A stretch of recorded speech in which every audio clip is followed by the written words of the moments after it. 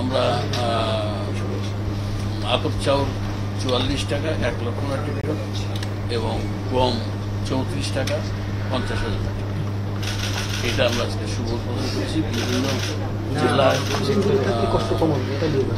বিভিন্ন পয়েন্টে জেলা প্রশাসকবৃন্দ উপস্থিত ছিলেন, আমাদের আরসি ভোটেরা, ডিসি ভোট, পুলিশ সুপার এবং কৃষি উপপরিচালক এবং কৃষক বৃন্দ উপস্থিত ছিলেন এবং তারা এবং অটোরাইজ মিলের মালিকেরা উপস্থিত ছিলেন এবং যারা ধান দিতে এসে তারা ছিলেন, রাজনৈতিক নেতৃবৃন্দ ছিলেন, সাংবাদিকবৃন্দ ছিলেন, সবাই স্ব এলাকায় উপস্থিত ছিলেন। তাদের সাথে আমরা ডাইরেক্ট কথা বলেছি, জেলায় জেলায় আমরা কথা বলেছি, বিভিন্ন নির্দেশনা দিয়েছি।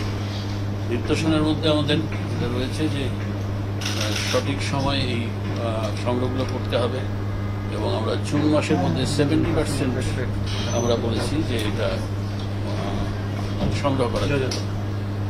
আর হাওড়কে আমরা প্রাধান্য দিয়ে হাওড়ের ধানের বরাদ্দ বেশি দিয়েছি, যদিও ধানের বরাদ্দ বেশি দেওয়া হয়েছে।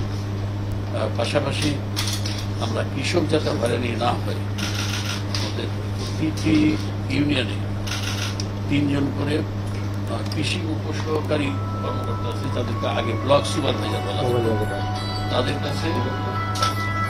তাদের কাছে একটি করে ময়েশ্চার মিটার দেওয়া আছে।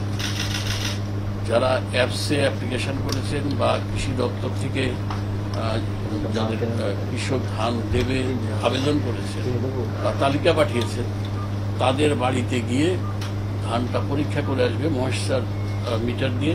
14% আর্দ্রতা 14% কিনা, যদি 14%-এর বেশি হয় তাহলে তাদেরকে বলবে যে আরেকটু 14%।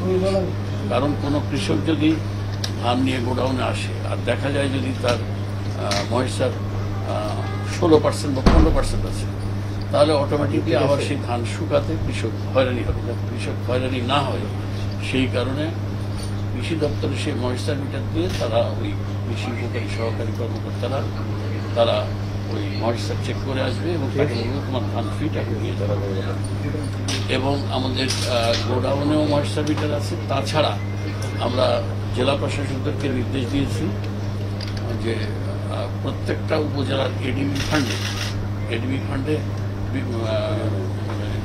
বিভিন্ন সেক্টরের টাকা ভাগ করা থাকে, যে কৃষিতে, খেলায়, তারপরে ভৌত অবকাঠামো, কৃষিতে যে বাজেটটা আছে সেখান থেকে আরও কিছু ময়েশ্চার কিনে বিভিন্ন ওয়ার্ডে এটা দেওয়ার জন্য বা যাতে কৃষকেরা বা কৃষক প্রতিনিধিদের কাছে দেওয়ার জন্য যাতে তাদের ধানের ময়েশ্চারটা তারাও ইয়ে করতে পারে, কৃষকদের পারে। আর গোডাউনে ধান দিতে এসে কোনো লেবার যেন কৃষকদেরকে হয়রানি না করে এবং এই জন্য ডিসি সাহেবদেরকেও নজর রাখতে বলেছি, আমাদের কর্মকর্তাদেরকেও নজর রাখতে বলেছি, প্লাস আমরা স্পেশাল মনিটরিং